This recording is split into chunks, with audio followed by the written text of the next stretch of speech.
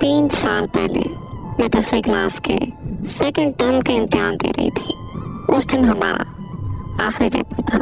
हम पेपर से जल्दी फ्री हो गए थे तो हमें एक शैतानी सोची कि हम मरियम का बॉयफ्रेंड देखने जाते हैं।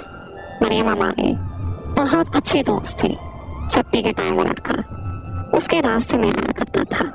हम उस दिन मरियम के साथ गए तो हमेशा की तरह वो लड़का बाइक पे आ रहा था। हम सब ने उसे पहली बार देखा था। उसके साथ उसका कज़न भी था, लेकिन मैंने सिर्फ उसके बॉयफ्रेंड को ही देखा था। उसके कज़न ने मुझे देखा तो उसने घर जाकर मरियम को मैसेज किया कि जो आखिर में लड़की खड़ी थी वो कौन थी। मरियम ने सब फ्रेंड से पूछा कि वो लड़की कौन थी। फिर मरियम की बहन ने आयशा से बताया कि वो आयशा थी। मरियम और मैं बहुत अच्छी फ्रेंड्स थी। हम हर बात एक दूसरे से शेयर करते थे। मरियम मुझे बहुत अच्छी तरह जानती थी। उस लड़के ने मरियम से कहा कि अपनी फ्रेंड से मेरी दोस्ती करवा। मरियम ने दूसरे दिन मुझे कहा तो मैंने उसे साफ साफ इनकार कर दिया। मैंने उसे कहा कि मैं तुम्हारी हर बात मानने को तैयार हूँ, लेकिन ये बात हरगिज़ नहीं मान सकती। मगर वो लड़का मुसलसल मरियम के पीछे पड़ा रहा कि उसे कहो एक बार मुझसे बात कर ले, लेकिन मैंने उसे हर बार इनकार कर दिया क्योंकि ना हमारे घर का ये माहौल था और ना मैंने कभी सोचा था किसी लड़के के बारे में। एक दिन मैं मरियम के घर गई तो मरियम ने अपनी कसम देकर उस लड़के से मेरी बात करवाई। मरियम की कसम की वजह से मैंने उससे बात की। मैंने बस उस लड़के से सलाम किया, उसके अलावा मैंने उससे कोई बात नहीं की। फिर उसने मरियम से मेरा नंबर मांगा। मेरे पास अपना फ़ोन नहीं था। मैं अपने चाचू से फ़ोन लेकर अपने फ्रेंड से बात किया करती थी। फिर मैंने उसी नंबर से उससे बात की। बात करते करते मुझे कब उसकी आदत हो गई मुझे पता ही नहीं चला। मुझे उससे बेहद मोहब्बत हो गई। मेरी ज़िंदगी में वो पहला लड़का था जिससे मैंने इतनी मोहब्बत की। वो मेरा बहुत ख्याल रखता था, हर बात मानता था मेरी। यकीन जाने के मुझे उससे बेइंतहा मोहब्बत हो गई थी और शायद वो भी मुझसे मोहब्बत करता था।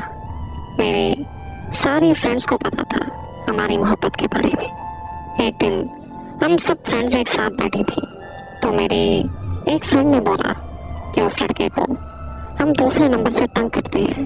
मैंने अपनी दोस्त को कहा नहीं, मुझे भरोसा है अपने प्यार पर। लेकिन फिर सबके इसरार पर मैं उसकी बात मान गई। लेकिन मुझे अपने प्यार पर पूरा भरोसा था। मुझे पूरा भरोसा था कि वो सिर्फ मुझसे ही बात करता है। मेरी फ्रेंड ने उसे मैसेज किया, हेलो जान।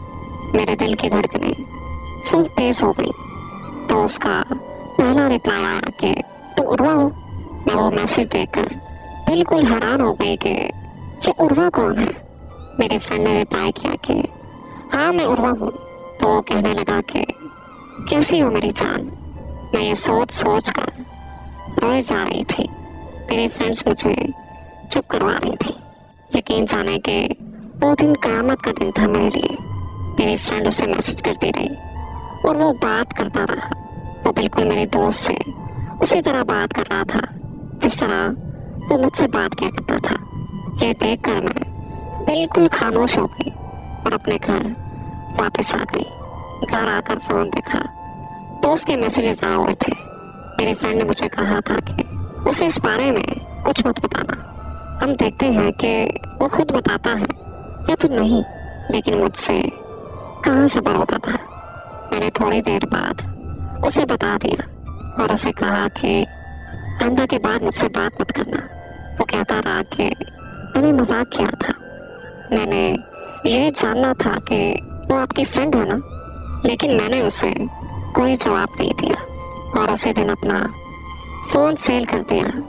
और फिर मैं देखते ही देखते बहुत ज़्यादा बीमार पड़ गई। बहुत ज़्यादा रोती थी मैं।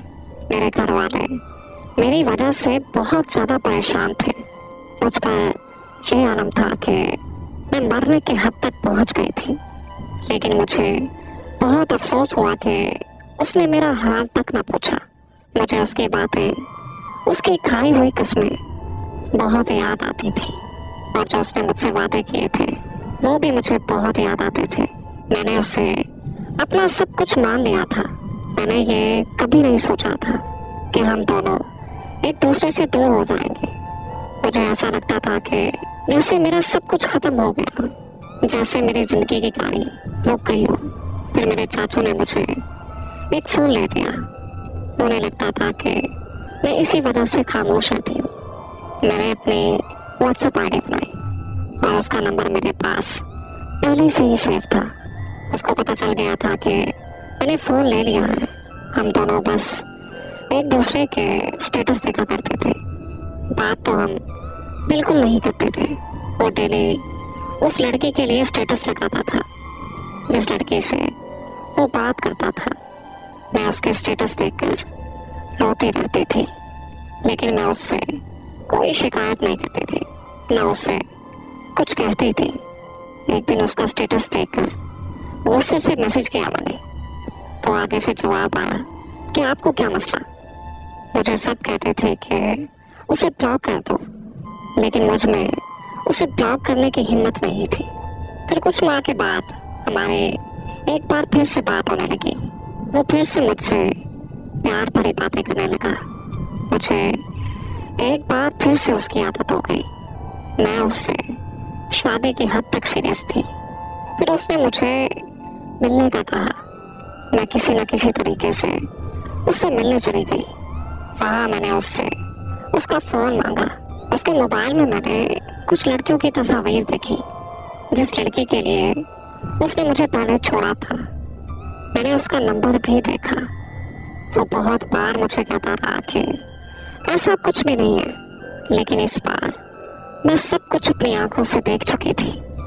और फिर वही हमारी आखिरी मुलाकात थी। घर जाकर मैंने उसे मैसेज किया कि आपने बिल्कुल भी अच्छा नहीं किया मेरे साथ। आप जानते भी थे कि मैं आपको कितना पसंद करती थी, लेकिन अपनी गलती मानने की बजाय मुझे उसने ब्लॉक कर दिया। फिर 4 माह के बाद उसने मुझे अनब्लॉक किया और उसने मुझे मैसेज किया। अब ये आलम है कि वो जितनी बार भी मैसेज करे, मुझ पर उसकी किसी बात का भी असर नहीं होता, और ना ही मुझे अब उसकी कोई परवाह है। उसने मेरा बहुत दिल तोड़ा है। अब मैंने ये सोचकर अपनी जिंदगी शुरू की है कि इंसान किसी के लिए मर नहीं जाता। मैंने अब अपना सब कुछ अपने अल्लाह पे छोड़ दिया है, और शायद अल्लाह पाक की इसी में कोई बेहतरी हो।